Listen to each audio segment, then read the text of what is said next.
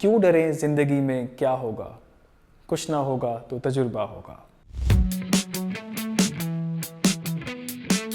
Year 2024 चला गया और अब 2025 आ चुका है।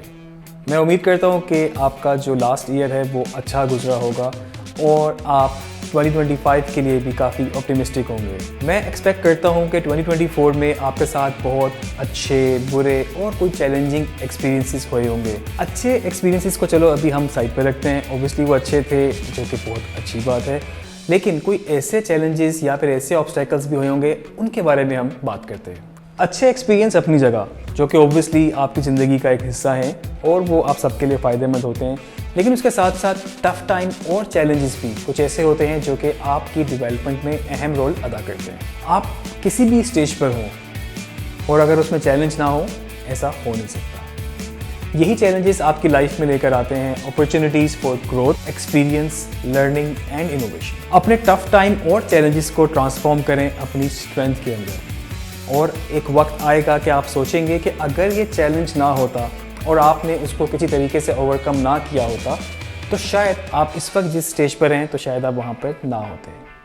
और कल को इन्हीं चैलेंजेस को, इन्हीं ऑब्स्टेकल्स को आप लोगों को बताएंगे, फ़ख्र से बताएंगे कि यार किस तरीके से मैंने इसको ओवरकम किया और अब मैं जो कर रहा हूँ वो उसी का नतीजा है जो मैंने पास्ट में उनको फेस किया। तो ये चैलेंजेस जो हैं मुझे लगता है ज़िंदगी का बहुत ज़रूरी हिस्सा हैं। अगर आपकी लाइफ में ये टफ़ टाइम, ये चैलेंजेस नहीं होंगे तो मेरा ख्याल से आप एक जगह पर स्टक हो जाएंगे और आप शायद ग्रो ना कर सकें। तो इन्हीं सारे चैलेंजेस के साथ मैं चाहूँगा जो आपका मिशन है या जो भी आप करना चाहते हैं ज़िंदगी में, आप उसको कंटिन्यू रखें और उन सबको फेस करें। 2025 के लिए अपने आप को ऑप्टिमिस्टिक रखें। जो चीज़ें 24 में नहीं हो सकी वो मैं चाहूँगा कि आप 2025 में ज़रूर उसको अचीव करें। 2025 में आपने इन्हीं चैलेंजेस को ओवरकम करके अपनी डिफरेंट माइंडसेट को लेकर चलना है, आपने अपनी डिफरेंट स्ट्रेटजीज़ पे काम करना है, आपने थोड़े से अपने हैबिट्स को चेंज करना है। अगर वो अच्छे हैं उनको और अच्छा करें, अगर वो बुरे हैं उनको अच्छा करें, या फिर जिस तरीके से आपको लगता है कि जो भी आपके कैरियर में, आपकी पर्सनल लाइफ में, आपकी सेल्फ ग्रोथ में कोई रोल अदा कर सकता है तो उन हैबिट्स को आप अपनाएं और एक पॉजिटिव अप्रोच के साथ अपने माइंडसेट को शिफ्ट करें। और ये माइंडसेट ऐसा नहीं है कि आपने डिसाइड किया, आपने कहा कि मैंने माइंडसेट शिफ्ट करना है और वो हो गया। नहीं, जिस तरह कि आपको किसी भी चीज़ के लिए काम करना पड़ता है, मेहनत करनी पड़ती है, तो इसके लिए भी आपको मेहनत करनी पड़ेगी। माइंडसेट को शिफ्ट करना या फिर अपनी अप्रोच को पॉजिटिव करना, ये कहने में शायद आसान हो, लेकिन इसके लिए आपको काफ़ी मेहनत करनी पड़ेगी। जिस तरह फिजिकल मेहनत होती है, अगर आप कोई एक्सरसाइज करते हैं, जिम करते हैं, तो इसी तरह से आपको अपने माइंडसेट के लिए अपने माइंड को भी थोड़ा सा ट्रेन करना पड़ेगा। और यही माइंडसेट आपका ड्राइविंग फोर्स है आपकी सक्सेस के लिए। अगर आप एक सक्सेसफुल आदमी बनना चाहते हैं किसी भी डायमेंशन में, अगर आप अपने कैरियर को लेके, अपनी फैमिली को लेके, अपनी पर्सनल सेल्फ ग्रोथ को लेके, तो यही मोटिवेशन आपको कंटिन्यू रखनी पड़ेगी ताकि आप अपने डिज़ायर्ड रिजल्ट्स अचीव कर सकें। पॉजिटिव और ग्रोथ ओरिएंटेड माइंडसेट के साथ आप किसी भी ऑब्स्टेकल को ओवरकम कर सकते हैं, आप किसी भी गोल को अचीव कर सकते हैं और आपका जो एक पोटेंशियल है आप उसको भी अनलॉक कर सकते हैं। मतलब आपको अभी इस चीज़ का आइडिया ही नहीं होगा कि आपका पोटेंशियल कितना है, आप किस हद तक सक्सेसफुल हो सकते हैं, आप कहाँ तक जा सकते हैं, कहाँ तक पहुँच सकते हैं। ये सारी चीज़ें आपको एक कंटिन्यूस वर्किंग के बाद ही अचीव होंगी और आपको काम करना है अपने माइंडसेट पे। तो आप ये समझें कि आप लकी हैं कि आपको खुदा ने 2025 भी दे दिया है और आपके पास अभी वो सारी ऑप्शंस मौजूद हैं जो कि आप 24 में नहीं कर सके।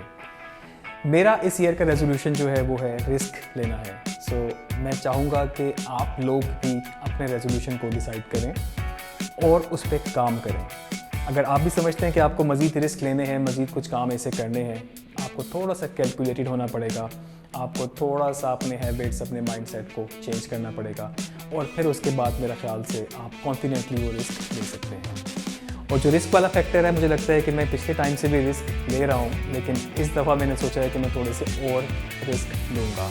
जैसे 2024 में मेरी काफ़ी अचीवमेंट्स हैं, मेरे काफ़ी टारगेट्स हैं जो पूरे हुए हैं, काफ़ी गोल्स पूरे हुए हैं। मैंने अपने work wise, family wise, mentoring wise, कुछ टीचिंग वाइज मैंने सब चीज़ों पे काम किया और मुझे लगता है मैं काफ़ी हद तक उसमें सक्सेसफुल हुआ हूँ। तो आपको थोड़ा सा ब्रेव होना पड़ेगा, थोड़ा सा आपको अपनी बाउंड्रीज से ज़्यादा काम करना पड़ेगा, आपको थोड़ा सा स्टैंड आउट होना पड़ेगा रेस्ट ऑफ द क्राउड में से और उसके बाद जाके आपको उसके रिजल्ट्स नज़र आने शुरू होंगे। क्योंकि मुझे लगता है कि कोई भी काम आप करेंगे ज़िंदगी में, अगर उसके आपके पास अच्छे रिजल्ट्स आ गए वो आपके लिए बेहतर है, और अगर उसके रिजल्ट्स आपके हिसाब से या जो डिज़ायर आप कर रहे थे वो नहीं आए तो एटलीस्ट आपका एक एक्सपीरियंस होगा, एक तजुर्बा होगा जो कि आगे आने वाले वक्त में आपके काम आएगा। इन सारी चीज़ों को देखते हुए मुझे लगता है कि ईयर 2025 का जो रेजोल्यूशन मेरे लिए होगा वो है टेकिंग रिस्क।